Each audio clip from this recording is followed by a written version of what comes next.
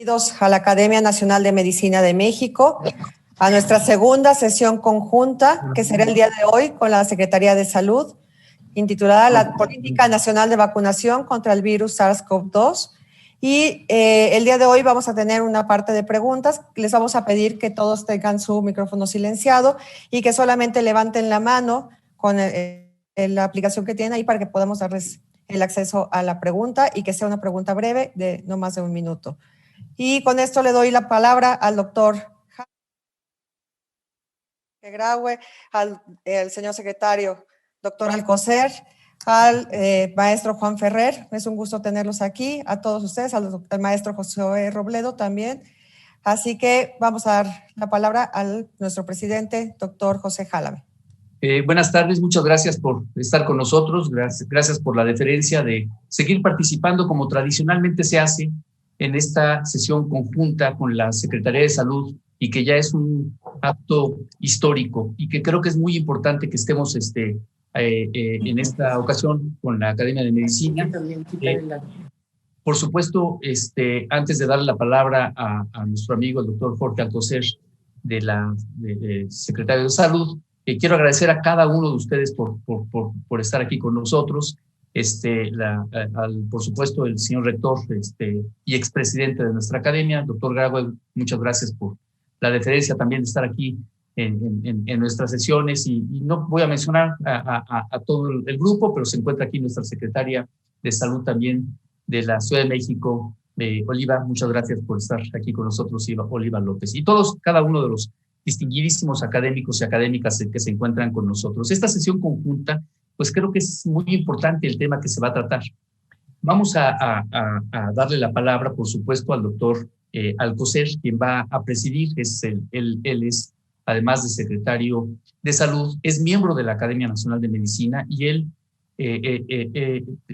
un miembro titular, y él ha estado muy interesado en todos estos problemas, ha participado con la Academia de Medicina y ha estado en contacto con nosotros en forma personal y con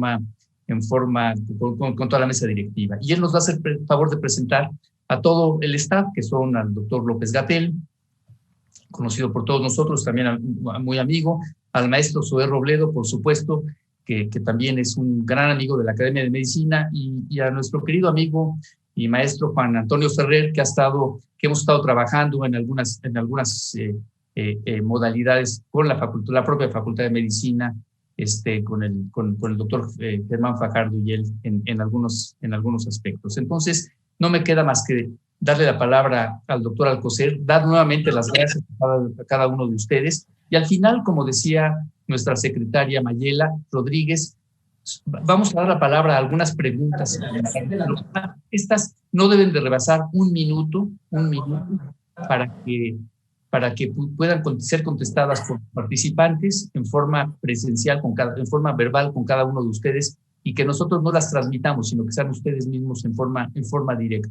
La sesión reglamentaria se cerrará a las 18:30 horas, y si hay más preguntas se las pasaremos al doctor Alcocer, al maestro Ferrer, al maestro Robledo y por supuesto también al doctor Hugo López-Gatell. Doctor Alcocer, muchas gracias por estar con nosotros y le dejo la palabra. Muchísimas gracias, doctor José Jálame Cherem, el presidente de la Academia. Y agradezco también, desde luego, al Comité Ejecutivo, representante al doctor Germán Fajardo Dolci, vicepresidente, a la doctora Mayela de Jesús Rodríguez, secretaria general, y al doctor Juan Miguel Abdo Francisco, tesorero. Como ya anunció el señor presidente, pues voy a darle la introducción de lo que hemos planteado para hoy. Una disculpa porque estuvo un poco fuera de lo habitual, pero lo habitual también en nuestro país. Lo ordinario ha sido, desde luego, suplido por algo extraordinario que conocemos todos. Pero gracias a todos por la invitación. Es un honor nuevamente estar con ustedes. Y desde luego, muy buenas tardes a todos los estimados y estimadas académicos y académicas que nos están viendo por esta modalidad de la teleconferencia. Para el día de hoy, me tomaré unos minutos brevemente para dar una pequeña introducción y a continuación, como ya se anunció, estará el doctor Hugo López-Gatell Ramírez, quien se encargará de darnos la actualización de la Política Nacional de Vacunación contra el virus SARS-CoV-2. El maestro Zoé Robledo Aburto nos propone unos comentarios muy interesantes sobre las reflexiones de la respuesta de México ante la pandemia COVID-19, y el maestro Juan Ferrer cerrará con un punto central en lo que es la temática de hoy de la vacunación, que es la infraestructura y la logística del movimiento de las vacunas, para cerrar con lo ya anunciado de preguntas y respuestas. Bajo esta orden del día, les quiero señalar algunos puntos de reflexión que están ligados a la actualidad y desde luego van a conducir mucho de lo que asoma en los siguientes meses en relación a las vacunas. Ustedes saben que estas han jugado un papel importante en la salud pública durante varias décadas. ¿Para qué? Pues para ayudar a prevenir enfermedades como las paperas, entre otras la poliomielitis, la rubiola y la fiebre amarilla, solo por destacar algunas. Sin embargo, todavía no hemos entendido bien su durabilidad. Se han planteado muchas preguntas con respecto a las nuevas vacunas que se están desarrollando para el SARS-CoV-2, en especial las relacionadas con la eficacia, la durabilidad y el grupo etario en su aplicación. En esta sesión conjunta con la Academia Nacional de Medicina, destacaremos el estado actual de la política de vacunación, los importantes conceptos sobre las relaciones estructura-función de las proteínas clave del SARS-CoV-2 y una especial atención a su papel en la patogénesis y la capacidad para provocar respuestas inmunes, duraderas y desde luego específicas. Oiremos también lo relevante, como anunciaba, de lo que es la logística, que podría de no seguirse, de no lograrse, eludir la eficacia y la durabilidad de las vacunas bajo desarrollo. La efectividad de las vacunas contra el COVID-19 es una realidad. La creciente lista en prospectos de vacunas hoy muestran que 63 se encuentran en fase clínica, 16 en fase 3 y 6 vacunas han sido aceptadas por más de 5 países en el mundo.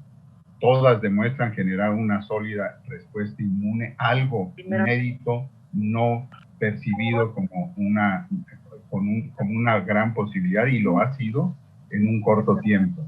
Sin embargo, la disponibilidad, y ahí ponemos un acento muy especial, de estas vacunas sigue siendo limitada y se abre un camino un tanto difícil para poderlas asegurar en su compra y desde luego en su aplicación. A excepción de la vacuna de CanSino, como ustedes saben, las vacunas en ensayos de fase 3 se administran en 2 inyecciones. Una dosis inicial, llamada principal, seguida de un refuerzo de la misma vacuna para poder estimular las células muy puntuales de memoria del sistema inmunológico y amplificar la respuesta inmunitaria. La estrategia conocida como tal la conocemos como refuerzo primario homólogo. Pero sin embargo quiero comentar también muy brevemente que la estrategia conocida como refuerzo primario heterólogo contra el coronavirus, que consiste en la combinación de 2 vacunas diferentes con mecanismos de acción diferentes, con el objetivo de fortalecer la respuesta inmunitaria al aprovechar las mejores características de cada vacuna, está en la puerta de la atención científica operativa para poder tener esta seguridad en lo que queremos proveer al ser humano en su sistema inmunológico. Este refuerzo primario heterólogo se ha empleado en otros modelos de vacunas, como ustedes saben, en el VIH, malaria, tuberculosis y en algunas terapias inclusive neoplásicas, pues se considera que puede ser más inmunogénico que el refuerzo primario homólogo. Además de los potenciales beneficios inmunológicos, el conocer la efectividad de un esquema combinado de vacunación podría ser más flexible el mismo programa de vacunación al facilitar el proceso mismo y reducir las interrupciones por falta de disponibilidad, entre otros factores. Sobre todo cuando contemplamos que debemos inmunizar a la mayor cantidad de personas en el menor tiempo posible. Pero ¿qué hay al respecto en la realidad? Se cuenta con 2 ensayos de combinación de vacunas. El primero combinando a las de Pfizer a la de Pfizer y a la de AstraZeneca. Aquí la vacuna de RNA mensajero envuelto en nanolípidos que codifica el dominio de unión al receptor de la glucoproteína S del SARS-CoV-2 fue desarrollada, como ustedes saben, por Pfizer y BioNTech. Mientras que la otra, el vector modificado de adenovirus de chimpancé, el ChAdOx1, que lleva el gen de la proteína S de SARS-CoV-2, fue desarrollada por la Universidad de Oxford y AstraZeneca. La evidencia de esta combinación de vacunas fue publicada en un ensayo preclínico el pasado 29 de enero, que demostró que esta combinación con refuerzo del adenovirus generó una respuesta de células CD8 positivas en ratones mejor que en cualquiera de las otras vacunas empleadas en forma sólida. El ensayo COMCOV, dirigido por la Universidad de Oxford, evaluará la seguridad e inmunogenicidad de la combinación de ambas vacunas y desde luego prontamente tenemos que analizar, cuando esto se suceda, la inscripción ya de 820 personas que comenzará la inscripción en la primera quincena de febrero. El segundo esquema, y ya para terminar, tan solo como otro ejemplo, es de la misma vacuna AstraZeneca, pero ahora con la vacuna producida por Gamaleya, la rusa, que incluye, por lo tanto, a ChAdOx1 y a la Sputnik V, que es una vacuna, esta última, de 2 vectores modificados. Esta es otra situación inédita en la vacunación de un adenovirus humano, pero los tipos empleados, el 26 y el 5, que han demostrado diferencia, pero interacción muy positiva, son portadores del gen de la proteína del SARS-CoV-2 desarrollada, repito, por el Centro Nacional de Gamaleya en Microbiología y Epidemiología. Es, por lo tanto, y con ello termino, muy gratificante desde el punto de vista científico y de aplicación y de resolver problemas, que eso es lo que es la base de la buena investigación, ver que en tiempos de la pandemia la complejidad de los retos en pos de la salud humana es un acicate, es un estímulo positivo para la colaboración, el intercambio de experiencias y la investigación conjunta, como va a ser la tarde de hoy en esta reunión conjunta de la Academia y de la Secretaría de Salud. Muchas gracias. A continuación, le daré la palabra al doctor Hugo López-Gatell, que desarrollará su tema. Hugo, por favor.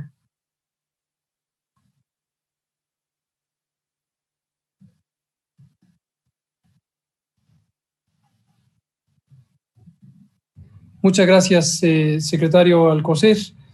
Muchas gracias al presidente de la Academia, el doctor José Jalabe Cherem. Y muchas gracias por la oportunidad de participar en esta sesión conjunta con la Academia Nacional de Medicina y la Secretaría de Salud al inicio del ciclo ordinario de sesiones.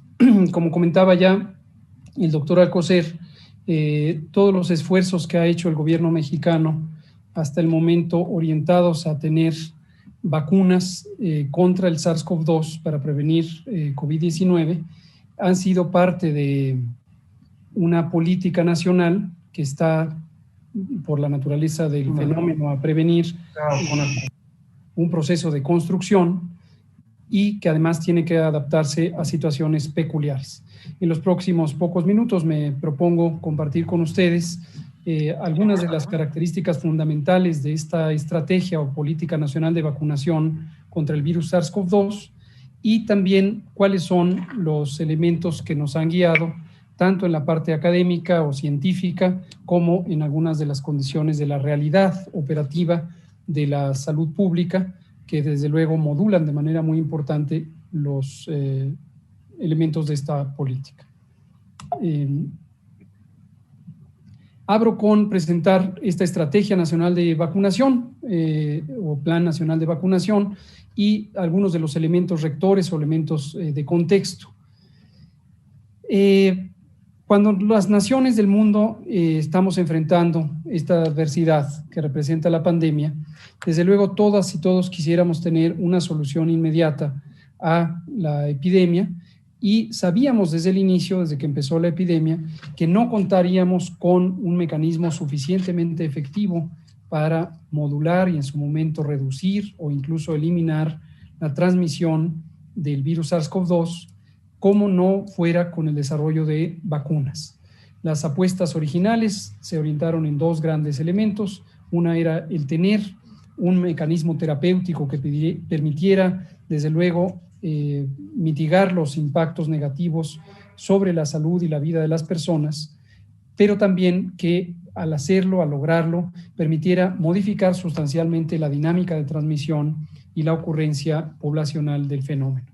Algunas epidemias previas, incluso las actualmente vigentes, como la de VIH, SIDA, han mostrado que cuando no se logra tener una vacuna, los medicamentos o los esquemas terapéuticos altamente efectivos pueden tener un impacto sustancial también en la dimensión de salud pública.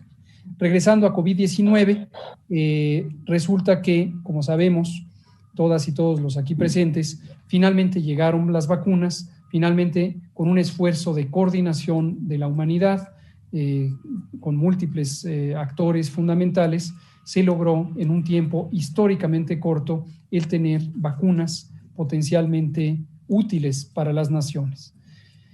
Evitaré en esta corta presentación cualquier referencia a fenómenos que son cruciales, solamente los mencionaré como las condiciones en las que opera la realidad geopolítica de las naciones y la participación que pueden tener los organismos internacionales para buscar o fomentar los consensos internacionales en pro de una más pronta resolución. Baste decir que para el gobierno de México es motivo de orgullo que se haya presentado en abril del año pasado, en abril de 2020, una iniciativa de resolución que fue aceptada por una amplia mayoría, casi por unanimidad, en la Asamblea de Naciones Unidas, en la que el gobierno de México presentó una postura y convocó a una resolución, como ya mencionaba, para que los organismos internacionales competentes lograran tener mecanismos que evitaran el acaparamiento de este valiosísimo insumo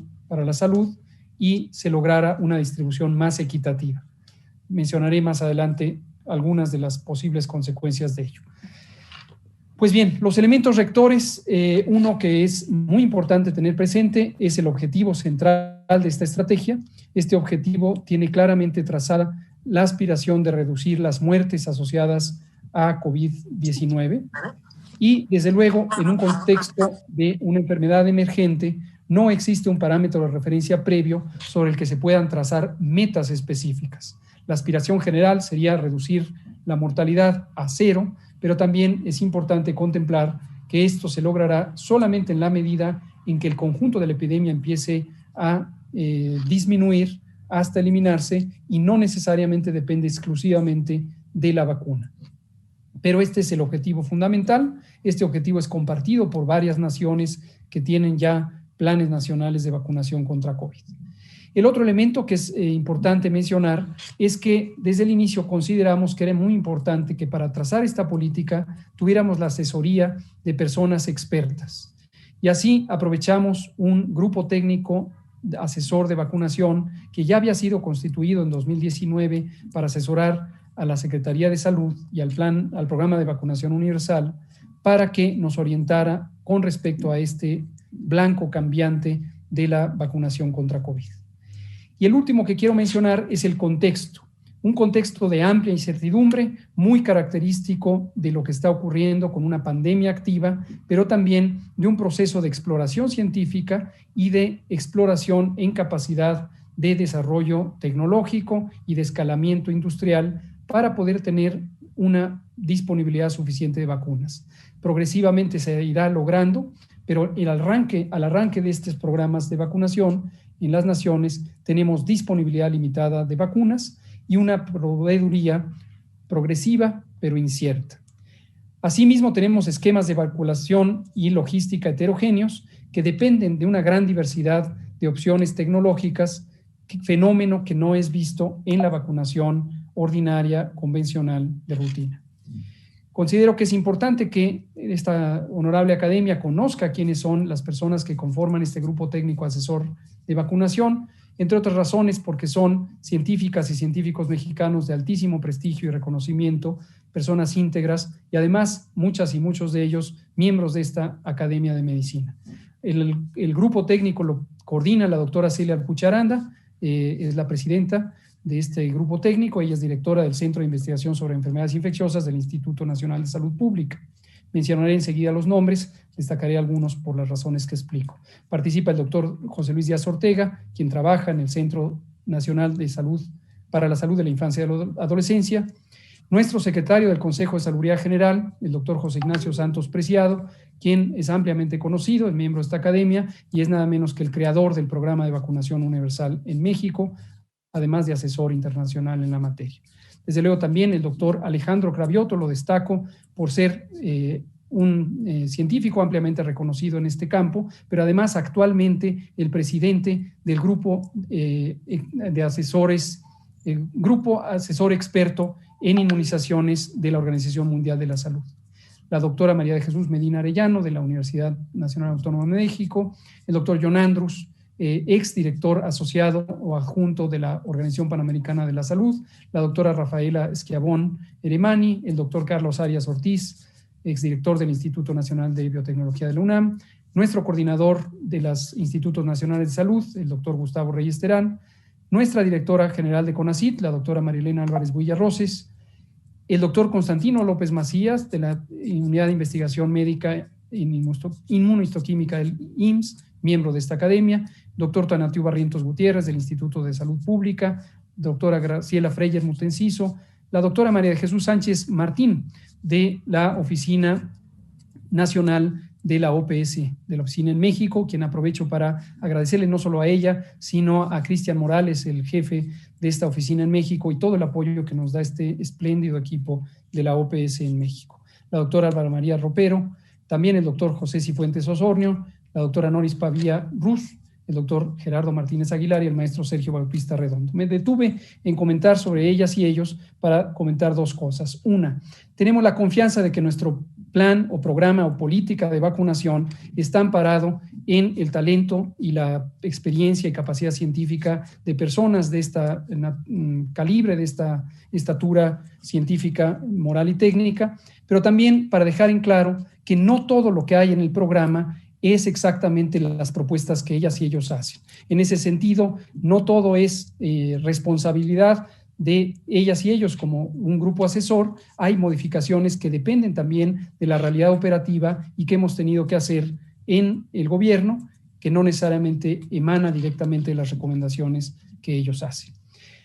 Explicando el plan, tenemos grupos de prioridad. Primero tenemos el personal de salud de primera línea que enfrenta directamente al COVID. Son cerca de 750,000 a 1.2 millones de personas que no tenían una identificación explícita de origen y eso ha representado un reto operativo, pero que estamos logrando cubrir en la primera etapa. Enseguida siguen las personas adultas mayores, son 15 millones de personas de 60 y más años que son identificadas también a partir de una plataforma de autorregistro y de los programas del bienestar en los que está contemplada más de la mitad de esta población. En tercero, las personas con comorbilidades, específicamente aquellas que han sido reconocidas como asociadas a un mayor riesgo de complicaciones y de función por COVID-19. Hay un cuarto eje de prioridad que depende de las realidades socioeconómicas locales y de la dinámica epidemiológica. Este eje de priorización es el que explica la orientación de vacunación al personal educativo en las entidades federativas con mínima transmisión. Y luego tenemos al resto de la población que no necesariamente está identificada por una condición o de salud o etaria o laboral específica. Aquí hay una distribución de esta pirámide poblacional, considerando que solo cubrimos por el momento de 16 años en adelante, en la medida en que todavía no existe evidencia científica directamente sobre la eficacia y seguridad en menores de edad. Un elemento interesante, desde luego dramático, pero importante, es la distribución inversa de la pirámide poblacional mexicana con respecto al riesgo. Esto ha ocurrido también en otras naciones, en donde la edad es el factor de riesgo principal que explica por qué, si uno tiene como meta la cobertura de edades de la mayor a la menor, logra tener los mayores rendimientos en términos del objetivo primario, reducir la mortalidad. En México, con estas enormes epidemias de enfermedades crónicas no transmisibles, en particular diabetes, hipertensión y obesidad, resulta que además, al cubrir por edad, tenemos un rendimiento de cobertura en personas que tienen comorbilidades, que es el segundo grupo grande de factores de riesgo en México. Aquí se ilustra por una de las gráficas de trabajo de los análisis que hizo el grupo técnico asesor, cómo podemos lograr grandes rendimientos cuando el enfoque es primariamente la edad. En el caso de México, consideramos para cada estrato de edad dividido en quinquenios, tenemos la cobertura prioritaria de personas con comorbilidad, pero no en una forma restrictiva, sino en una forma propositiva, en donde se invita de manera prioritaria a las personas con comorbilidades sin excluir a quienes no las tienen. Vean ustedes en la gráfica cómo cuando se logra la cobertura de 20% de la población a vacunar, empezando por las edades mayores, se logra un rendimiento de reducción o de prevención de 80% de las defunciones. Esta es una estrategia que han seguido también otros países. En cambio, y no quiero dejar de mencionarlo para que quede claro que ha sido explorado, se podrían considerar otros enfoques, por ejemplo, el de la reactivación económica, y mucho se ha mencionado a la población económicamente activa como un blanco de prevención en salud pública que ayudaría a la reactivación económica. Ciertamente se puede hacer, pero como se ve en la línea verde en la diapositiva, cuando se logra una cobertura casi de 70%, es cuando se empieza a lograr más de 50% en la reactivación económica medida con distintos parámetros. Es por lo tanto que tuvimos la decisión de prevenir la mortalidad como objetivo primario. Termino explicando el operativo actual. El operativo Correcaminos es una iniciativa del Gobierno de México que involucra no solamente al sector salud, sino a varias otras instituciones, destacadamente el sistema de bienestar, encabezado por la Secretaría de Bienestar, y también nuestras heroicas Fuerzas Armadas, tanto la Defensa como Marina. Participa también la Secretaría de Educación Pública y varias otras secretarías de Estado que son relevantes para este operativo. Debe quedar muy claro que esto es mucho más complejo que la vacunación en condiciones ordinarias y por lo tanto es importante lograr involucrar a todo el gobierno en su conjunto. Es un operativo además que tiene un abordaje multidisciplinario y no perdamos de vista cuyo propósito técnico directo es lograr la cobertura universal y gratuita de toda la población de México. Aquí se ve, no me detengo de manera detallada en ninguno de los elementos, pero cómo está la arquitectura o la organización del operativo Correcaminos con el propio presidente López Obrador a la cabeza del operativo y directamente él se involucra en las reflexiones del operativo, pero también la coordinación técnica del secretario de Salud y quienes somos sus colaboradores directos en la organización de las modalidades de la vacunación. Tenemos a 32 coordinaciones estatales, es personal federal de las distintas instituciones de salud, civiles y militares, que se hace responsable de cada una de las 32 entidades federativas para lograr una adecuada coordinación con sus secretarías de salud y también con la estructura de sus consejos estatales de vacunación. Operativamente se planea tener 10,000 brigadas de 12 a 13 personas, que son las famosas brigadas Correcaminos, que tienen una composición, como se ve en la diapositiva, un promotor del bienestar, un promotor del programa La Escuela es Nuestra, 2 servidores de la nación, 3 elementos responsables de la vacunación en sí misma, y aquí quiero enfatizar, quien vacuna es personal de salud, no debe haber lugar a confusión. Quien vacuna es personal competente, es personal con experiencia y es personal que lleva muchos años trabajando en el programa de vacunación universal. Pero el resto de la Brigada Correcaminos, incluyendo las Fuerzas Armadas, son importantes para cumplir operaciones específicas de vinculación social, de coordinación logística y también el resguardo, desde luego, de todo el operativo y las personas involucradas. Un resumen final sobre las vacunas que han sido consideradas. No me detengo tampoco en todas, pero sí muestro cómo las eficacias, aunque en general son altas, son variables entre las distintas vacunas. Y en México hemos ido adquiriendo vacunas considerando fundamentalmente la oportunidad de acceso y la velocidad de acceso para que podamos tener la cobertura más amplia posible. Hay detalles que están todavía en proceso de definición que dependen de la adquisición final, del abastecimiento final de las vacunas, sus calendarios y desde luego la propia eficacia que podría llevar a utilizar distintas vacunas en distintas subpoblaciones.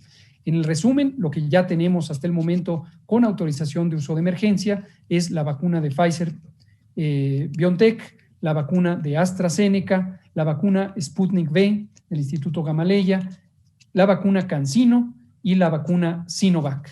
Y abajo aparece el número de dosis que han sido contratadas, que en conjunto representan la cobertura universal de toda la población mexicana. Destaco también la plataforma COVAX. Aquí retomo mi comentario previo sobre el orgullo del llamado a la solidaridad internacional y la coordinación que ha tenido la Organización Mundial de la Salud para lograr un abastecimiento razonablemente más equitativo en el mundo. La plataforma COVAX nos ha permitido tener el acceso potencial de 25 millones de esquemas completos que empezarán a ser surtidos ya desde el mes de febrero. Y aquí un resumen, esto fue presentado públicamente el martes pasado, de cómo serían algunos de los calendarios de distribución de acuerdo a lo contratado. Está claro, y lo pongo de ejemplo, que en algunos casos existen condiciones que llevan a el retraso en el abastecimiento, como se puede ver para la vacuna de CanSino, que no la pudimos tener durante enero, posiblemente la empezaremos a tener ahora en febrero. La vacuna Sputnik, en cambio, emergió como una oportunidad inmediata, gracias al gobierno de Argentina, que nos permitió vincularnos con el Fondo Ruso de Inversiones Directas y el gobierno ruso para tener acceso a esta vacuna que estará próximamente también en México. Datos finales, esto quizá quienes tienen el interés de ver la conferencia vespertina los habrán visto ya en otras ocasiones. Ayer, estos son los datos de ayer, se aplicaron son ya los datos de hoy, 3.890 dosis. Esto lo verán más tarde quienes vean la conferencia. Tenemos hoy más personas vacunadas que casos activos. Tenemos menos de 65,000 casos activos de COVID-19 y tenemos 84,218 personas que ya han sido vacunadas con 2 dosis, representan 14%. Ahí se ve la estadística también del personal educativo exclusivamente en el estado de Campeche, donde la meta es 24,000 personas y llevamos 17,457. En total hemos recibido 766,350 y los paquetes se han logrado utilizar en el periodo de prácticamente una semana.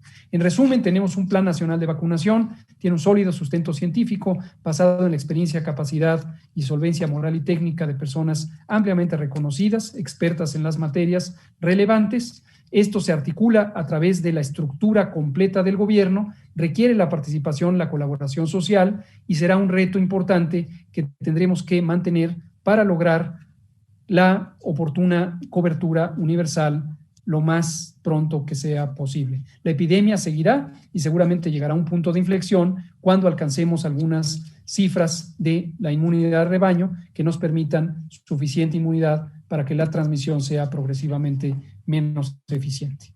Muchas gracias. Muchas gracias, doctor Hugo López-Gatell. A continuación le cedo la palabra al maestro Zoé Robledo Aburto. Zoé, por favor. Muchas gracias, doctor Alcocer. Me da muchísimo gusto saludarlos, al doctor Jalabe, presidente de esta academia, obviamente también al rector Graue de la UNAM, a Juan Ferrer del INSABI, a Hugo y obviamente a todos los integrantes de la academia. Permítanme hacer unas reflexiones muy rápidas, quizás hasta un poco generales, porque durante los últimos meses hemos visto innumerables estudios e intentos de acercamiento a una evaluación de lo que ha sido la respuesta mexicana ante la pandemia por COVID-19. Algunos a manera de publicaciones, otros como reportes. Y a finales del año pasado, muchos de ustedes que están aquí hoy estarán familiarizados con este documento, que son las notas conceptuales y las recomendaciones del ejercicio que se llevó a finales de noviembre con el seminario de reflexiones justamente ante la respuesta de México para la pandemia de COVID-19 y algunas sugerencias para enfrentar los próximos retos. Ahí participaron especialistas de la UNAM y su programa de investigación en salud, la OPS, también me da gusto saludar a Cristian Morales, que lo vi por aquí, el Colegio de México, 5 de los institutos nacionales de salud, FunSalud también, convocados por el Instituto Nacional de Salud Pública, también estuvo el Banco Mundial, la CEPAL y esta misma Academia Nacional Mexicana de Medicina. Y por eso es que me permito el día de hoy hacer algunos comentarios sobre lo que se publicó hace algunas semanas. Tomé este documento como guía porque apenas el 7 de octubre pasado, afortunadamente en octubre ya teníamos cierta confianza para reunirnos de manera presencial y participé justamente en la sesión solemne de recepción de nuevos integrantes de la academia y en aquella ocasión comenté sobre la importancia de vincularnos más, de escucharnos más y de trabajar juntos. Pero tengo que decir con tristeza que pareciera que esas palabras se quedaron ahí, en el vuelo, porque mis comentarios el día de hoy sobre los resultados de este seminario, sobre un ejercicio tan trascendente que convocó a tantas instituciones, me veo obligado a señalar que es deficiente por una razón, porque no se puede, honestamente, hablar de la respuesta mexicana ante el COVID-19 sin tomar en cuenta lo que ha hecho el Seguro Social. No se puede hacerlo sin mencionarlo siquiera. En un documento de cerca de 150 y tantas páginas, se le menciona 4 veces al Seguro Social y de manera incidental en 3 ocasiones y en una como una recomendación de la doctora Graciela Turel, en donde plantea que las cuotas patronales deben de ser condonadas. Entonces, creo que justo para eso sirven estos espacios, para discutir, para contrastar puntos de vista, porque me parece que algunas de sus apreciaciones resultan oportunas y resultan además hasta acertadas, porque nos pueden permitir fijar una agenda común en el diseño de acciones de una pandemia que no ha concluido, que tiene elementos importantes ahora, justamente como la vacunación, pero que no ha concluido en ningún sentido. Y además porque de verdad soy un creyente de los ejercicios colaborativos, y más cuando se trata de colaboraciones entre instituciones públicas o con organismos multilaterales con los que tenemos gran relación.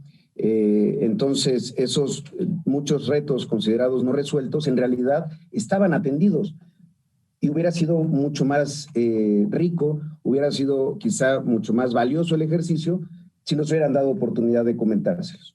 Por eso quiero comentarles rápidamente y a reflexionar sobre 10 de los puntos, son muchos de las recomendaciones que hacen, pero no pretendo revisarlos todos los puntos abordados en el seminario, pero solo 10 reflexiones quiero hacer sobre 10 reflexiones que hicieron ustedes.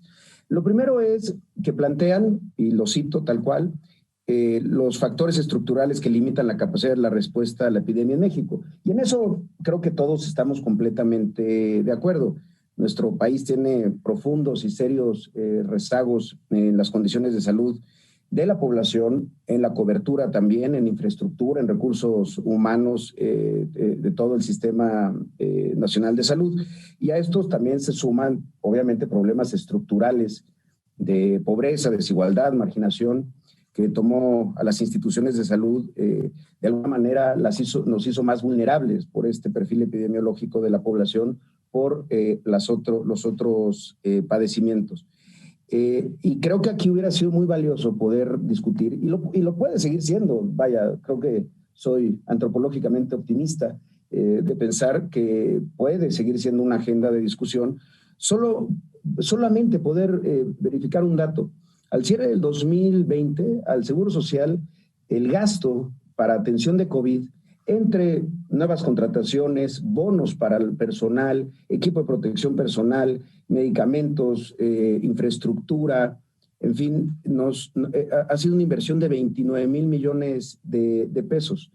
Sin embargo, en 2019, el gasto en diabetes del IMSS fue de 25,000 millones de pesos, de 39,000 millones de pesos la insuficiencia renal. Y en ese sentido, ha habido poco éxito en una inversión que ha mejorado la atención de los pacientes, pero no ha disminuido la prevalencia de las enfermedades dentro de la derechohabiencia. Y eso, frente a una situación como la que estamos viviendo, me parece que hubiera sido un espacio, una dimensión de discusión muy interesante. Lo segundo, respecto a las acciones de contención a la pandemia que son consideradas insuficientes. A mí me parece que al analizar las medidas de contención, el seminario se enfocó exclusivamente a la declaratoria de la Jornada Nacional de Sana Distancia y el ejercicio de comunicación que fue el quédate en casa. Pero hubo por lo menos 3 acciones que a nosotros nos hubiera encantado que pudieran haber sido sometidas a una evaluación. Primero, desde marzo del 2020 nació el permiso COVID, una incapacidad a distancia justamente para evitar desplazamientos de las personas con mayor vulnerabilidad, que pudieran los derechohabientes poder adquirir esa incapacidad sin hacer el desplazamiento a la unidad de medicina familiar, al banco y de regreso muchas veces en transporte público. Esa medida fue otorgada a 123,728 asegurados y creemos que pudo haber aportado algo, sobre todo al inicio de la pandemia. También los modelos que tienen que ver con recetas resurtibles, la decisión de un médico tratante de poder pensar que pudieran de entregarse 3 recetas de 3 meses para evitar los desplazamientos también. Un tercer punto, y voy a intentar irme un poco más rápido, tiene que ver con la reconversión hospitalaria, y señala el documento que la reconversión hospitalaria no ha logrado garantizar la calidad de la atención. Yo estoy convencido que el planeta entero sigue evaluando esa relación entre reconversión y calidad, pero sí en el IMSS se generaron más de 15 lineamientos normativos que definen, intentan definir, y muchos de ellos han ido modificando en el paso del tiempo las actividades que realiza el personal en atención médica, sobre todo en los hospitales. Y creo que eso omitió meterse a fondo a esos lineamientos, cuáles han funcionado bien, cuáles no han funcionado, cuáles tenían que ser actualizados. Porque al final de cuentas, otra de las grandes discusiones es la ausencia en nuestro país de cualquier lineamiento o criterio votado por el Consejo de Salud General, y creo que fue algo que yo sigo manteniendo que fue muy afortunado, de algún criterio bioético sobre uso de recursos escasos de medicina crítica, y lo sustituimos con una reconversión que evitara que el número de contagios alcanzara la capacidad de atención, es decir, evitar la saturación de los hospitales. Y también en ese sentido ha habido ejercicios dentro del Seguro Social de uso de otras instalaciones, tanto del crecimiento de instalaciones nuevas en un modelo de expansión, que también me parece que es muy valioso escuchar su opinión, que las conozcan y nos puedan decir qué opinan, porque al final de cuentas es una infraestructura que crece y permanece dentro del Seguro Social, justo para paliar de alguna manera también el déficit estructural histórico en número de camas, número de consultorios y muchos otros servicios. También señala el estudio que la reconversión dejó a la deriva la atención de otros padecimientos y que eso explica también el exceso de mortalidad. Y vaya, OMS misma ha señalado que el 90% de los países ha tenido este problema de interrupción de los servicios esenciales desde el inicio de la pandemia, y señala algunos datos que establecen que en promedio en el mundo la se redujo en 50%. Y también ahí tenemos datos que podían haber aportado mucho más. Solo les voy a dar 3. En el 2020, realizamos 9.986.000 consultas de especialidad y en 2019 realizamos 20 millones. O sea, hay una reducción importante del 51%, pero en atención de urgencias, nuestra reducción es del menos 43%. En atención de intervenciones quirúrgicas es del menos 47%. O sea, dejar a la deriva, por lo menos mi interpretación es, se dejó de atender completamente. Y hay servicios que sí están en la consulta dental, está en menos 67%. Por varias razones. Pero eso me parece que estuvo ausente de la discusión y creo que aportaba información interesante. Y ya también, y perdón que utilice este espacio para hablar de esto porque el documento también abordó temas que tienen que ver con lo económico, sobre las transferencias monetarias a hogares que no se diseñaron especialmente para atender la pandemia, y en eso no puedo compartirlo, toda vez que sin duda uno de los efectos más devastadores de la pandemia es la pérdida de empleos, la pérdida y la disminución del crecimiento económico, pero hubo un ejercicio específico para pequeñas empresas llamado Créditos Solidarios a la Palabra, del cual formamos parte. No fueron recursos del Seguro Social, pero sí fueron transferencias en la identificación de estas pequeñas empresas, y su vinculación fue a través del Seguro Social, que permitió dispersar 5.1 mil millones de pesos entre casi 200,000 pequeñas empresas, que a la postre, hacia diciembre, se había demostrado que 70% de esas empresas que recibieron estos créditos no habían dado de baja ya a su personal, y 9% de estas empresas habían incrementado su nómina. Y lo menciono porque además ahora, apenas esta semana, se acaba de publicar en el Diario Oficial de la Federación una nueva edición de estos créditos solidarios a la palabra. Y finalmente, sobre el tema también de la vinculación, y en particular se habló de que no hubo suficiente capacitación y supervisión de empresas para vigilar el cumplimiento de las medidas sanitarias. Ahí sí me parece bastante preocupante no haber considerado el ejercicio que se hizo justamente para capacitar a las empresas, tanto las esenciales que mantuvieron su actividad durante todo el tiempo, y las que se fueron incorporando justamente para hacer reactivaciones económicas en sectores como la construcción, la minería, y de manera muy importante la industria automotriz. Porque justamente lo que se hizo, y aquí está el doctor López-Gatell, que forma parte del Comité de Nueva Normalidad, junto con el IMSS, junto con la Secretaría de Trabajo y la Secretaría de Economía, hicimos una vinculación con estas empresas para que pudieran estar criterios y protocolos de salud en el trabajo, para tener seguridad en ese retorno en los espacios laborales, que nos han llevado a números extraordinarios. Hay un programa de asesorías a empresas que ayudan al retorno de trabajo seguro, que ha dado cerca de 23,000 asesorías mensuales. Se otorgaron distintivos de seguridad sanitaria. Hubo a la fecha ya cerca de 300,000 empresas registradas y que han hecho su autoevaluación de los protocolos de seguridad por tipo de empresa y demás. Y eso además hoy tiene impactos directos en incapacidades y en contagios en esos centros de trabajo. Se pueden ver, se puede analizar, y creo que eso pues hubiera valido y por último, es en el tema de la vacunación y el señalamiento de la distribución de la vacuna. También puede contribuir a la minimización del daño económico. Lo acaba de mencionar el doctor López-Gatell. Hay criterios que se ha explicado, pero hay un diálogo también con organizaciones empresariales que desde diciembre pues ya estaba ocurriendo y que pudo haber aportado a esto. Yo solamente concluyo con un último comentario y una invitación. Yo creo que en medio de todo esto hay una certeza que podemos compartir, que la comprobación de que tanto para los individuos como para las naciones el cuidado de la salud en adelante tiene y debe de ser un esfuerzo colectivo, solidario, de enorme humildad para escucharnos unos y otros, y más con instituciones tan importantes, tan entrañables en su relación con el Seguro Social. Y por eso la invitación es a que lo hagamos juntos, pero pedirles siempre de manera muy respetuosa que no nos dejen fuera, porque hay mucho que hubiera a este documento. Muchas gracias y buenas tardes. Muchas gracias, maestro Zoé. Le doy la palabra al maestro Ferrer, Juan Antonio Ferrer, por favor.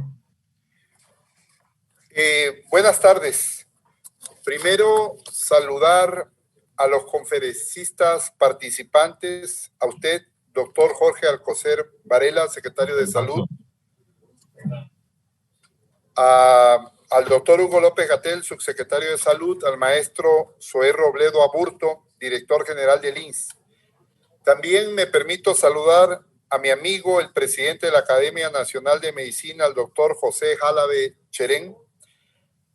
Con respeto, un saludo al doctor Enrique Graue, rector de la Universidad Autónoma de México, a mi amigo, al doctor Germán Fajardo, director de la Facultad de Medicina de la UNAM, y también a los doctores Oliva López Arellano, de la Secretaría de la Salud de la Ciudad de México, y a Cristian Morales, de quien hemos recibido un total apoyo como representante de la OPS en México.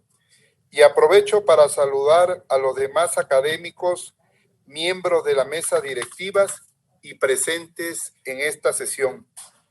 En verdad, agradecer a todos ustedes que nos den la oportunidad, que nos den esa apertura para comentar sobre el trabajo que se está realizando para garantizar la vacunación universal y gratuita de la población mexicana contra el virus SARS-CoV-2.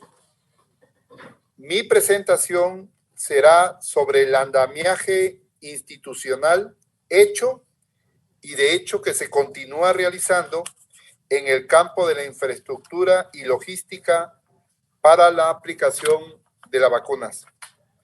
Miren, en esta lámina pretendo contextualizar los requerimientos de vacunas que tenemos en el país. El último censo de población que hizo el INEGI habla que tenemos 126.014.024 habitantes. Miren, pero tenemos una población de 14 millones de más de 60 años de edad. Entonces nosotros calculamos vacunar alrededor de 110 millones de personas. De esta, si ven del lado izquierdo, poco más de 14 millones son el objetivo inmediato, constituido por las personas mayores de 60 años de edad. Recuerden que iniciamos la vacunación con el personal de salud directamente trabajando en la atención de los enfermos para la COVID-19. Como sabemos, la mayor parte de las vacunas disponibles requieren de 2 dosis para lograr la protección y eficacia que deseamos todos. Por lo que el número de vacunas a mover en el país crece notablemente. No les puedo decir que crezca el doble, porque, por ejemplo, la vacuna AstraZeneca es una sola aplicación. La de CanSino, perdón, dije AstraZeneca porque como llega el domingo estoy feliz, pero no, es la vacuna CanSino, es solo una aplicación. Un referente importante para llevar a cabo la campaña de vacunación contra el virus SARS-CoV-2 son los 10,000 centros integradores del bienestar, que son igual número de brigadas, o sea, 10,000, que se conforman por 12 integrantes y que no me voy a detener ahí porque lo explicó muy bien mi querido amigo Hugo López-Gatell. Miren, las brigadas van a cumplir un papel importante, no solo en la vacunación, que va a estar hecho por personas que saben vacunar, sino por la localización de las personas. En algunos casos, la movilización de las personas y en otros casos, la motivación a la población hacia los lugares de vacunación. Así quiero iniciar el camino de la vacuna, que es mi siguiente lámina. Por favor. Le he llamado así, el camino de la vacuna contra el virus SARS-CoV-2. Remember last time you take a picture. Take a picture. Remember? I do it. Miren, el camino de la vacuna se ve relativamente corto, pero esos 3 puntos que ustedes ven ahí, verdaderamente es complejo.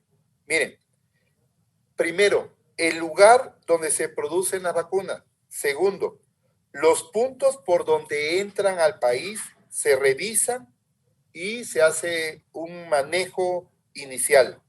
El tercer punto son los centros o módulos de vacunación donde se aplican las vacunas a la población beneficiada.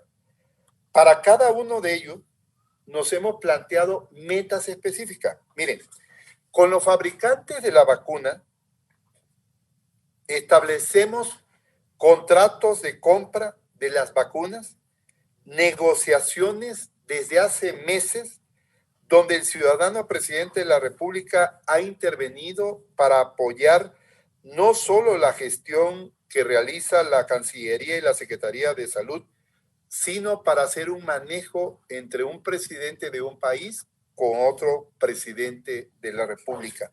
Ha sido muy importante para que tomen en cuenta a nuestro país en el envío de esas vacunas. Miren, como vemos aquí, las vacunas provienen de países diversos. Hasta ahora las vacunas han entrado por los aeropuertos de la Ciudad de México y de Monterrey, sin descartar que en el futuro también puedan arribar a otros vacunas en México. Sí, le vamos a dejar una vez. Ok. ¿Tú cierras la puerta? Sí.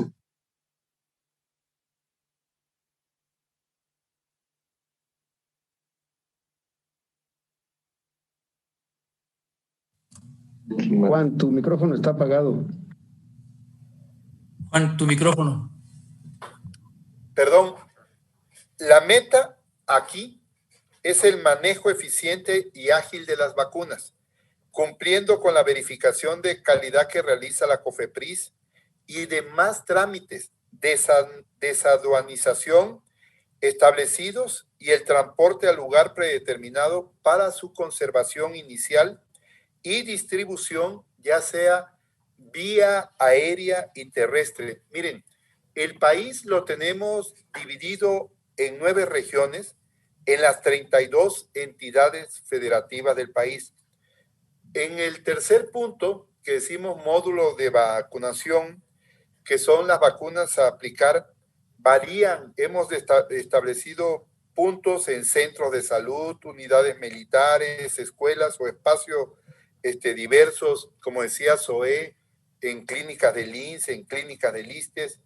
Pero mire, cada lugar fue decidido con la aprobación de las instituciones que participamos en esta estrategia nacional de vacunación.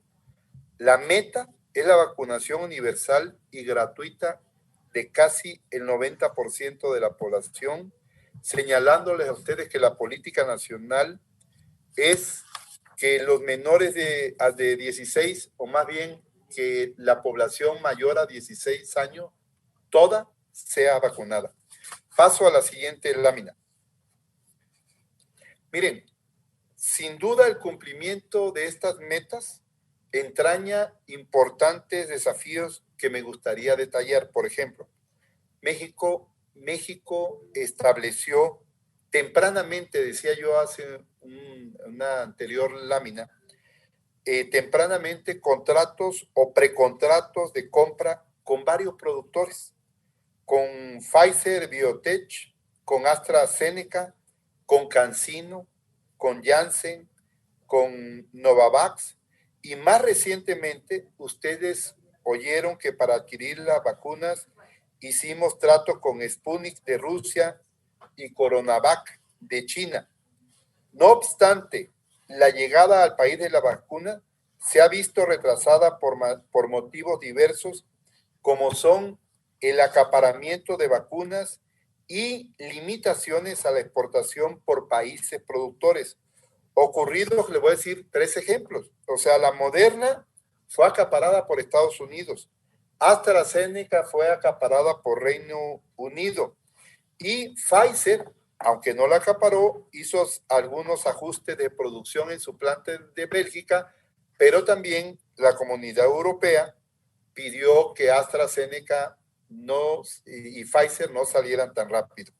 Mire, en otros casos también la validación de los resultados de lo que se conoce como fase 3 ha demorado más de lo previsto, con el inconveniente de retrasar el trámite de registro sanitario en nuestro país. ¿Por qué? Porque queremos que la vacuna cumplan con todas las normas sanitarias para que sea segura a la población. De eso se encarga el sector salud. Otros desafíos se derivan de que son vacunas nuevas, no podemos olvidar eso, y con mecanismos diferentes de acción. Esto obliga a mantener un análisis permanente y ágil de la información sobre su potencia y efectos secundarios. Miren, a nosotros nos reportan una parte de los productores y los países que la están aplicando. Sobre el registro y la autorización de uso de las vacunas en este país, tiene que ser muy cuidadoso, debiendo cumplir bajo la enorme presión social que nos genera la pandemia y lo limitado de la producción mundial de vacunas. En el orden siguiente están los desafíos vinculados con la recepción y almacenaje inicial, atendiendo los requerimientos de cada proveedor para la conservación de sus vacunas. Mire, nada más le voy a dar un ejemplo. Pfizer es la más compleja porque requiere de una conservación a menos 70 grados centígrados, inusual en el manejo de los biológicos, por lo que se ha creado condiciones especiales para su conservación y distribución nacional que vamos a abordar en la siguiente lámina. Dejo ver que esta será la campaña de vacunación más grande de la historia de nuestro país y casi categóricamente les digo del mundo, por lo que debemos manejar con mucha eficiencia la vacunación a través de una red de ultracongelación y red de frío, y trabajar con una planeación y una planificación muy precisa de distribución de la vacuna en cantidad y en tiempo hacia las entidades federativas. En el traslado de las vacunas a las entidades federativas y los lugares de aplicación, el resguardo de las vacunas tiene una importancia capital. Tenemos una coordinación precisa que se estableció con la Secretaría de la Defensa Nacional, con la Secretaría de Marina y la Guardia Nacional para garantizar el traslado y la protección de este bien público. Así nos pidió el doctor Alcocer catalogar a la vacuna, un bien público. Finalmente, quiero referirme a los desafíos logísticos asumidos para que las vacunas se apliquen a la población en el lugar donde vivimos, o sea, que llegue a todas partes.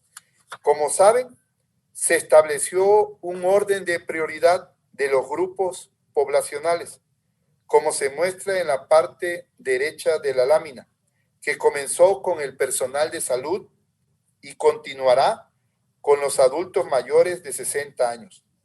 Se trabaja, y preciso ahí, en la identificación y localización de estas personas, incluso definiendo su posibilidad de acudir o no acudir a los centros de vacunación, y los que no puedan, asistiremos a sus viviendas a vacunarlo. El reto es enorme. Se calcula, de acuerdo a los registros de la Secretaría del Bienestar, que 3 millones de personas en nuestro país se encuentran postrados. Bueno, pues vamos a trabajar para ellos y vamos a ir hasta su casa a vacunarlo. Por eso estamos implementando medidas de registro y llamadas telefónicas. Finalmente, mencionarles el desafío de transmitir a la población conocimiento veraz y preciso sobre las vacunas. Hay veces nos confrontamos con los rumores e información malintencionada sobre efectos negativos y riesgos inexistentes de la vacuna. Esta está siendo un campo de batalla técnico y de comunicación.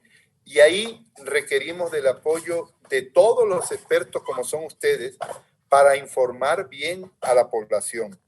La estrategia de todos los que trabajamos en el sector salud es y ha sido tener las vacunas en nuestro país y aplicarlas. Las hemos aplicado con el apoyo del personal sanitario de las instituciones de salud de México. Miren, trabajamos juntos hoy, como lo dijo bien mi hermano Zoé Robledo, el IMSS, el ISSSTE, SEDENA, CEMAR, Pemex, las 32 secretarías de salud del país y las secretarías federales o la de, digamos, Secretaría del Bienestar, Secretaría de Educación Pública, pero también las 3 grandes secretarías de la Fuerza Armada, que son Guardia Nacional, SEDENA y CEMAR. Miren, en esta lámina le puse ultracongeladores, pero fíjense, primero quiero apuntar que existe una coordinación con las instituciones de investigación del país y señalo muchas universidades que hay en todo nuestro estado, pero señalo a la UNAM, donde se tienen contemplados más de 300 equipos de ultracongeladores. Y esta lámina la puse porque donde no tenemos ultracongeladores, el gobierno de la República, a través de un donativo de la comunidad judía en México, ha conseguido 12 ultracongeladores de gran capacidad que, como ven, ya están señalados aquí como región importante o región de importancia. En la región 1 están los estados de Tabasco, Yucatán, Chiapas, Campeche y Quintana Roo. En la región 2 los vamos a ubicar en Puebla y en Oaxaca. En la región 3 los vamos a ubicar, como se señala aquí, en Veracruz. En la región 4 en Tamaulipas y en la región 5 en Guerrero. Gracias a todas esas personas que no lo dicen, pero que apoyan el trabajo que estamos haciendo para la vacunación de la población del país. Ampliando el análisis sobre lo que determiné como camino de las vacunas, señalo que tenemos identificados puntos críticos a los que prestamos particular atención para que la campaña sea un éxito. Miren, lo voy a hacer muy rápido. Primero, es el momento de llegada al país de las vacunas hasta por vía aérea. Es muy importante la verificación de las autoridades de COFEPRIS.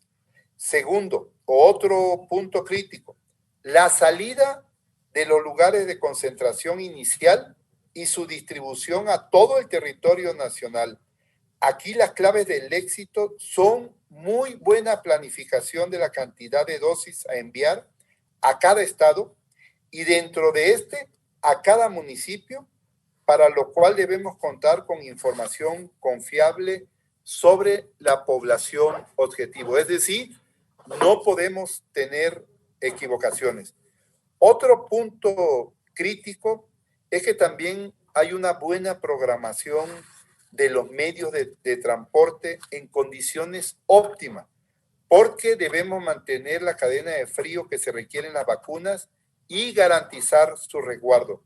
Otro punto crítico son los lugares de aplicación de la vacuna, que aquí lo vemos en este círculo amarillo, los cuales deben de contar con condiciones idóneas de higiene sanitaria y también de espacio para atender al público amplio que se vacunará, garantizando incluso la observación inicial de reacciones adversas o posibles reacciones adversas y su atención con eficacia para total seguridad de la población. Nos hemos dado a la tarea que cada módulo de vacunación está cerca de un hospital. En caso de ocurrir una reacción adversa, hay capacidad para mover a la persona a una atención casi inmediata. Por último, señalar que en los lugares de vacunación confluyen la terminación de varias cadenas de suministro. Adicional a la cadena de las vacunas, está la llegada en tiempo y forma de los otros insumos necesarios. Nada más cito algunos. La jeringa, los guantes, tienen que estar ahí. Y también, primordial, la presencia del personal de salud y el personal organizativo que está contemplado en las brigadas de las 12 personas que nos apoyan para organizar una vacunación efectiva. Mire, la lámina siguiente, me la voy a saltar, esta lámina, y mire, yo lo único que señalaría aquí, donde dice simulacros, fue muy importante la calibración y las pruebas pilotos, donde estuvo la mano de Hugo López-Gatell, estuvo la mano de Ruy López Vidaura, estuvo Víctor Borja. Les voy a decir por qué. Porque en la llegada del primer lote de vacunas, que recordarán vino de Bélgica, de la fábrica Pfizer, se hicieron ejercicios de recibimiento en el aeropuerto, la aduana, traslado al lugar del almacenamiento inicial, de distribución hacia las entidades federativas. Estos ejercicios que hicimos desde que llegó esa vacuna fueron muy útiles y ayudaron, yo no quiero decir a perfeccionar, pero sí puedo decir a lograr planes logísticos de manera importante. Desde ahí nos dimos cuenta cómo estaba el manejo de la vacuna y cómo deberíamos hacerlo a posterior. Bueno, decirles porque también hicimos un ejercicio de logística inversa que ustedes saben muy bien y que inicia a partir del fin del camino, pero que nos va dando resultados de calcular recursos humanos, calcular recursos materiales y logísticos, por lo que hasta hoy, no quiero decir que así vaya a suceder durante toda la estrategia de vacunación, pero hasta hoy es un éxito. No hemos tenido ni merma. Hoy el doctor Alcocer en la mañana decía que tenemos menos de un punto porcentual de merma, cuando en las vacunaciones de nuestro país hemos tenido casi un 20% de merma o de desperdicio. Hoy esta vacunación tan importante para el país ha sido menos de 1%. La última lámina de mi presentación, quiero resumirlo en estos 5 puntos. Miren, el primero, ya he explicado, fue crear los nodos de ultracongelación que nos permita dar seguridad y cobertura nacional al tránsito de la vacuna, particularmente las que señalé del laboratorio Pfizer, aunque las que vienen de Sputnik vamos a requerir manejo de menos 18 a menos 20 grados. También para eso ya nos estamos preparando. Miren, el punto 2, considerar que es absolutamente imprescindible una adecuada coordinación desde el nivel nacional con las entidades federativas y también entre los distintos prestadores públicos de salud y con otras secretarías, como lo he estado diciendo a lo largo de mi charla. 3, es vital garantizar la cadena de frío para todos los productos biológicos, particularmente para su manejo en los territorios hasta los centros de vacunación. O sea, en ninguna parte una vacuna puede tener riesgo. 4, estamos asegurando el funcionamiento de las restantes cadenas de suministros adicionales a la de la vacuna, porque sin ellas, el fin último, que es la vacunación de la población, verdaderamente no se puede conseguir. Y por último, el punto 5, no olvidar que es la campaña de vacunación más grande. Yo no sé si alguien me desmienta aquí porque ustedes son los que saben de esto, pero yo digo que es la campaña más grande de vacunación que se haya realizado en el país y tal vez en el mundo, donde la información sobre el lugar, el día que necesita llegar la vacuna a toda y cada una de las personas, ordenada en este caso por grupo de edades. Y ahí la información juega un papel importante. Como saben, contamos con un soporte digital para que las personas se registren y nos servirá de mucho para garantizar la eficiencia en lo que se denomina logística de vacunación. Muchas gracias. Espero haber hablado del tema que me propuse, pero gracias por su atención. Muchas gracias, maestro Ferrer.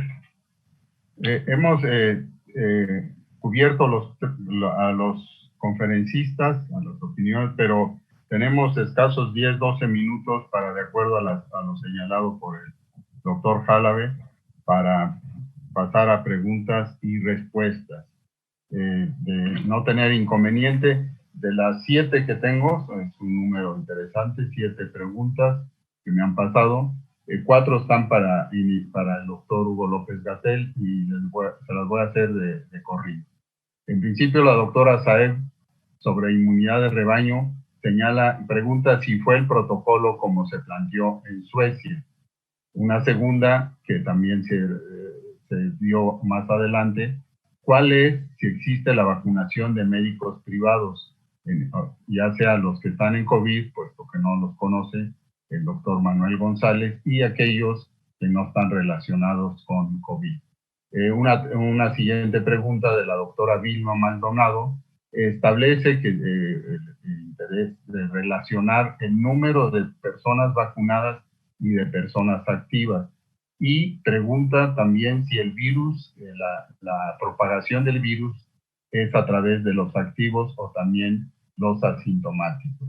Y finalmente, señala en otra pregunta el doctor Manuel González que en relación a los adultos mayores con comorbilidades, si tendrán alguna prioridad, no los encuentra en la plataforma. Hugo, por favor, si eres tan amable, en forma breve para poder seguir en orden. Con mucho gusto, doctor Alcocer, muchas gracias. Sí, con gusto. No sé exactamente a qué se refiere la doctora Saeb con protocolo de la inmunidad de rebaño, pero de manera sintética puedo comentar lo que la mayoría aquí seguramente sabe. La inmunidad de rebaño es una característica de la dinámica de transmisión de las enfermedades infecciosas, en la que cuando se alcanza, por cualquier razón, una proporción significativa de la población con inmunidad, ya sea natural o adquirida, en muchas variantes, la enfermedad deja de, digamos, el agente infeccioso deja de transmitirse. Es una condición que fue descrita fundamentalmente para el mundo de la vacunología y se conoce que, en términos gruesos, es inversamente proporcional al recíproco de del número básico de reproducción. Entonces, esta es una condición natural, no hay un protocolo sobre ello, quizás se refiere a un protocolo de estudio. Hay muchas publicaciones al respecto. Respecto a esta pregunta que me parece muy importante que quede enfocada, la vacunación incluye al personal en el sector privado. Desde un inicio quedó muy claro que la atención de COVID en el país se hace en el mayoritario sector público. El Sistema Nacional de Salud de México tiene una mayoría de las instituciones públicas, pero que también hay entidades privadas y que en ellas se atendió COVID. Hay empresas hospitalarias que decidieron no atender COVID, definitivamente, no sé si por rentabilidad o por alguna otra razón, pero decidieron no atender pacientes COVID y desde luego no instalaron unidades COVID. Pero en aquellas que lo hicieron, por ejemplo el Hospital ABC, desde luego se vacunó también al personal que está en las unidades COVID con los mismos criterios técnicos que para las instituciones privadas. Ahora, existe también personal de salud de práctica independiente y para este personal es mucho más difícil identificarles, no solamente como individuos, sino también respecto al riesgo que tienen de exposición al SARS-CoV-2. Hay un punto en donde la exposición relativa o comparativa del personal de salud se asemeja a la exposición que tienen profesionales de otras ocupaciones, Por ejemplo, esto lo comentaba ayer en la conferencia vespertina, el personal que trabaja en mensajería tiene un enorme número de interacciones sociales que por ese factor le aumentan su riesgo de contagio. Comparado con, por ejemplo, caso hipotético de una persona odontóloga que tuviera 6 o 7 consultas al día, vamos a poner un caso hipotético, es claro que su exposición está determinada mayormente por la cercanía física a la vía respiratoria de personas posiblemente contagiantes, pero el número es menor. Entonces, no hay una manera única de identificarles. Y respecto al... Había una tercera pregunta relacionada con la propagación del virus entre activos y también los asintomáticos. Esto, hasta donde llega mi conocimiento, es todavía sujeto de exploración científica. Se ha identificado que las personas durante el periodo presintomático pueden tener la posibilidad de transmitir por el hecho de que albergan una dosis infectante suficientemente alta en la vía respiratoria. Y se ha hecho en algunos trabajos una distinción entre personas presintomáticas y en un periodo particularmente de 48 horas previas al inicio de los síntomas respecto a las personas absolutamente asintomáticas que son detectadas solo por una prueba de laboratorio. En general se considera que en el periodo presintomático existe una propensión de contagiar mucho menor por una razón muy clara, que es la carga viral en las secreciones respiratorias es significativamente menor. Y esto es lo que en general se conoce, aunque sigue en debate científico y en construcción el conocimiento sobre la cinética viral, tanto en la vía respiratoria como en las gotas, gotículas y aerosoles que son el vehículo de propagación. Bien, muchas gracias, Hugo. Pasaría a las preguntas dirigidas puntualmente al maestro Zoé. El doctor Manuel González pregunta si ha pensado que los trabajadores jubilados, me imagino que los del Instituto Mexicano del Seguro Social, se vacunasen con algún plan especial. Y la segunda pregunta es de fácil respuesta, porque es un reconocimiento al sistema de salud del Instituto Mexicano del Seguro Social, pero sí le pregunta si ha considerado reestructurarse a largo plazo. Se sale un poco del contexto de esta sesión, pero que desde luego es importante. Maestro Zoé, por favor. Sí, muchísimas gracias, doctor Alcocer.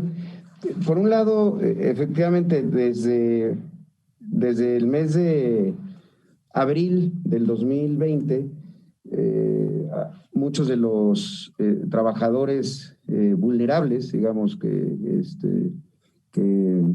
del Seguro Social, particularmente de salud, están con permiso en resguardo domiciliario. Se hizo un convenio para que pudieran estar trabajando desde casa para evitar su contagio, toda vez que forman parte de estos grupos de riesgo. Y en ese sentido, a pesar de eso, ha habido contagios, y lo que estamos haciendo ahora justamente es hacer pruebas de seropositividad, sobre todo de contagios recientes, para ver si en algunos casos pueden volver a sus labores, y en otros nos están ayudando también con de telemedicina y seguimiento de casos confirmados que tienen atención ambulatoria. Ahora, sobre el tema de los jubilados, muchísimos se han incorporado ahora, a pesar de ser de grupo de riesgo por edad, a la atención de COVID, y quienes así lo han hecho han sido vacunados. Y hubo un esfuerzo previo al COVID que algún día ojalá pueda compartírselos, es muy amplio, pero que tuvo que ver con los antes conocidos como los delegados del Seguro Social en los estados, y que fue un modelo diferente para que las representaciones del IMSS en los estados estuvieran encabezados por personal de salud. Y lo menciono porque de esos representantes que tenemos en los estados, que son 35, porque hay 3 estados que tienen 2 delegaciones, hay 12 que son trabajadores jubilados del Seguro Social que regresaron a trabajar justo cuando se abrió la convocatoria y se hizo el planteamiento de que fuera por examen oposición y por un proceso de entrevistas y demás. Entonces sí, han ayudado muchísimo los jubilados. Sin embargo, pues también tenemos mucho cuidado de que esto sea siempre voluntario, toda vez que pues, obviamente en el caso de los jubilados pues ya están en ese momento de su vida laboral, pero en el caso de quienes tienen ya edades y siguen en el activo, pues han tenido la oportunidad de estar en casa. Pero sin duda todos los modelos que vamos a tener que implementar para la recuperación de servicios con el déficit que acarreábamos desde antes, más lo de COVID, el trabajo de los jubilados puede ser fundamental para estos modelos de teleconsulta e incluso de telemedicina, y que los jubilados, muchos de ellos nos han manifestado su interés y muchos lo han demostrado incorporándose a tareas del Seguro Social. Y sobre el otro, pues sí, claro, estamos justamente en ese proceso de reestructuración, pero ahí sí es un poco un retorno al modelo original del Seguro Social, mucho más enfocado en lo preventivo, en la medicina familiar, y porque creo que es obvio que el modelo actual, sobre todo para la atención de enfermedades crónico-degenerativas, es insostenible por donde se le quiera ver. Es insostenible financieramente, pero lo más importante, es insostenible ante la posibilidad de cualquier otro momento epidemiológico o epidémico como el que hemos vivido este último año. Y justamente lo que hemos estado planteando es ese enfoque radicalmente preventivo, porque de otra manera, y es lo que se está intentando incorporar, además de un ejercicio mucho más amplio en materia de rehabilitación. Pero bueno, no quiero abusar del tiempo, pero con gusto tomo los datos de quienes nos han preguntado para poder acercarles más información. Muchas gracias, Zoe. Una de las consecuencias de las videoconferencias, falla el video y falla con un oftalmólogo que levantó la mano hace unos minutos. Le doy la palabra al señor rector Grau. Gracias, secretario. No, muy breve. Primero, decirles que hay que reconocer todo el esfuerzo que se ha venido haciendo. Pedirle al maestro Zoe Robledo, Zoe, si me hace favor de mandar estas observaciones puntuales al documento, yo se las hago llegar, porque sería totalmente injusto que quien representa y atiende a más del 50% de la población mexicana no haya sido analizado a profundidad. Felicitar a la Secretaría de Salud. Yo me registré el viernes. Yo tengo ya respuesta. Esto, la verdad, habla de una buena organización interna de lo que se viene proyectando. De acuerdo a los datos que nos brindara Ferrer, van a ser alrededor de 15 millones de personas arriba de los 60 años los que tienen que vacunarse, los que tenemos que vacunarnos, de acuerdo al último censo del INEGI. Lo cual representa doble dosis de vacuna para el caso de las vacunas de Pfizer y todas ellas, excepto la de CanSino. Y si le suma uno a otros más de 30 millones de mexicanos que están en el caso entre los 40 y los 60 años, pues iban a ser alrededor de 90 millones de vacunas, y entiendo las dificultades del mercado, y esto quiere decir que no todos recibirán con toda seguridad una doble dosis de vacuna de la misma marca que aquella que recibieron en primera dosis, o puede suceder esto. Yo creo, y quisiera estimular a la Academia Nacional de Medicina, doctor José Jalabe, muchas felicidades por esta presentación, para que dé certezas la academia en relación a los tiempos entre primera vacuna y segunda vacuna, ¿no? Y a estos datos que brindaba el doctor Alcocer de los ejercicios de experimentación que existen en relación con la inmunidad y dos diferentes vacunas. Si lo importante es que los mexicanos nos vacunemos, y hay una percepción de que tiene que ser 3 semanas después, y esto no necesariamente, como todos sabemos, es así, y sería una contribución muy importante de la academia el que pueda dar certeza con su prestigio a la población mexicana. Y por último decir, bueno, por supuesto que las instituciones de educación superior estamos prestos a formar, lo bien lo sabe el doctor Alcocer, he platicado con Hugo López-Gatell, a quien también agradezco la presentación, que nosotros estamos puestos para poder colaborar en los sistemas de vacunación en nuestras instituciones a lo largo de toda la República, para nuestro personal académico y administrativo y, por supuesto, para la población general. Es cuanto, señor secretario. Muchas gracias. Gracias, doctor Jalán. Muy amable, señor rector. Muchas gracias. Doctor Ruela, tiene usted la palabra, por favor. Doctor Ruela. Muchas gracias, señor secretario. Me da mucho gusto saludarlo. Gracias por darme la palabra. Muy buenas tardes a todos. Tengo dos preguntas relacionadas, primero para el doctor López-Gatell y una tercera para el maestro Ferrer. Las dos primeras para el doctor López-Gatell es, quisiera yo entender, subsecretario, ¿qué es tan diferente ahora en la campaña de vacunación a otras campañas de vacunación que amerita tener una brigada pues del doble o del triple de lo que siempre ha ocurrido? Entiendo, porque usted lo dijo, que bueno, ahora se aprovechará para acercarse a las comunidades, etcétera. Por la experiencia que hemos tenido durante ya varias décadas en este país, a través de las semanas nacionales de vacunación, pues las personas de las comunidades acuden normalmente a al llamado. Tan es así que los niveles de vacunación que llegó a tener nuestro país fueron muy altos. Entonces, quisiera yo entender cuál es la diferencia ahora, cuáles son las diferencias. Segunda, de la mano de esta, cuando usted presentó las prioridades de vacunación por grupos poblacionales, no aparece ahí este personal que no es de salud, que entiendo además ya empezó a ser vacunado y que no corresponde a esos grupos poblacionales prioritarios. La pregunta es, ¿han cambiado las prioridades o podrán estar cambiando las prioridades? Y finalmente mi pregunta para el maestro Ferrer, también entendiendo, y agradezco su explicación amplia y tan esquemática, entendiendo que la disponibilidad de vacunas no es un asunto que dependa de nuestro país, es un tema de mercados internacionales y de geopolítica. ¿Cuáles son los escenarios que ustedes tienen considerados? Porque me parece que una pregunta que tiene la mayor parte de la población mexicana es ¿cuándo voy a ser vacunado?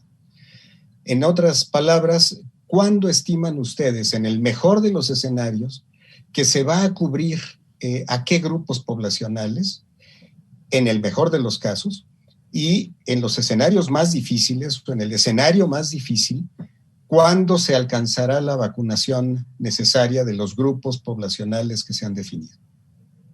Muchas gracias, señor secretario. A usted, por favor, Hugo. Muchas gracias, con mucho gusto. Y anuncio anticipadamente que me voy a tener que retirar para llegar a la conferencia vespertina de ahorita a las 7 de la tarde. Pero muchas gracias, doctor Ruelas. Las preguntas son muy importantes para que todo el mundo, por lo menos en este foro, y esperamos que en los próximos días y semanas, en todos los foros, les quede clara esta diferencia. La más obvia es la magnitud. Nunca en el Programa Nacional de Vacunación, el Programa de Vacunación Universal, se había tenido que vacunar a tantas personas. Las personas expertas, incluido nuestro querido doctor José Ignacio Santos Preciado y otros veteranos del programa, han identificado que quizá una de las fechas emblemáticas en las que hubo la mayor vacunación intensiva fue cuando se intentó hacer una recuperación de coberturas, y hasta cierto punto se logró, después del brote de más de 65,000 personas, el brote de sarampión en 1989-90, y que posiblemente ahí se vacunaron cerca de 10 millones de personas. Aquí estamos hablando de 10 veces más, estamos hablando de la totalidad de la población de México. Entonces, solo por eso hay una diferencia muy sustancial. Lo segundo es el tiempo, la necesidad de hacerlo en el más rápido o el más corto tiempo posible, dado que tendemos una pandemia activa con consecuencias muy lamentables, muy funestas. En la medida en que persista esta epidemia activa, pues desde luego es indeseable porque afectará a la población. Y esa es otra característica. La magnitud o el número de personas vacunadas y el tiempo determina la velocidad. Por lo tanto, la operación se tiene que hacer en la mayor velocidad posible, y esto no sería posible si no hubiera un operativo especial que ciertamente es análogo a los equivalentes de las jornadas nacionales de vacunación, hoy convertidas, semanas nacionales de vacunación o de salud, hoy convertidas en jornadas nacionales de salud desde hace un año.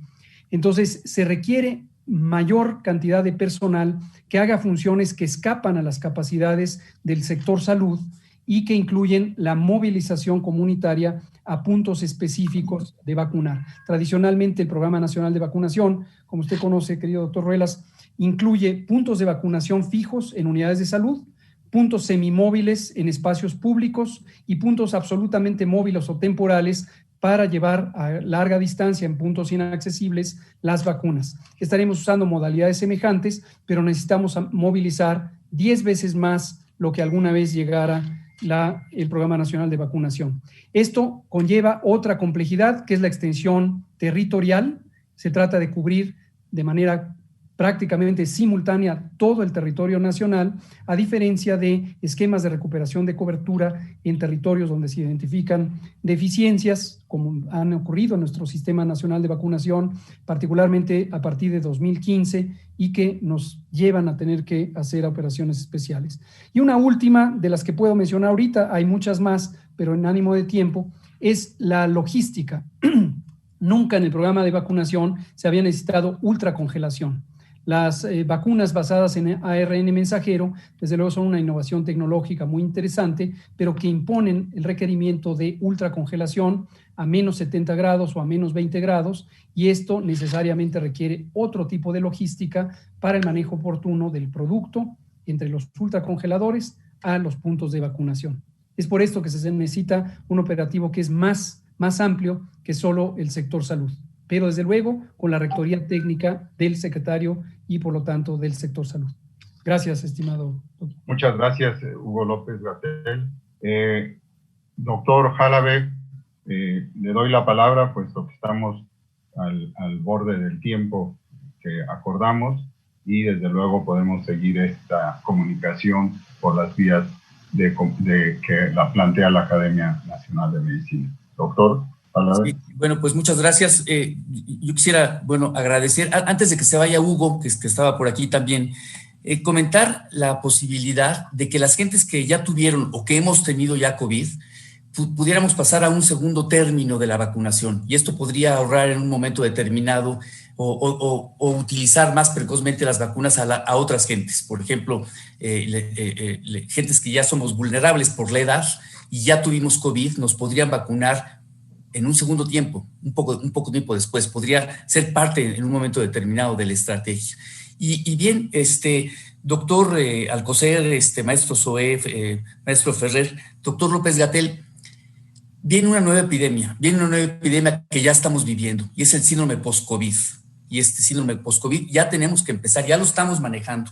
La Academia Nacional de Medicina pone a su consideración varias pláticas en donde podemos orientar tanto a la gente a nivel en casa como en los hospitales, en cierto modo, en algunas terapias respiratorias, en algunas manejo de la fatiga crónica, manejo de la taquicardia persistente que sigue después del COVID, manejo de identificación de algunas enfermedades como la propia pancreatitis, insuficiencia cardíaca, insuficiencia hepática, etcétera, etcétera.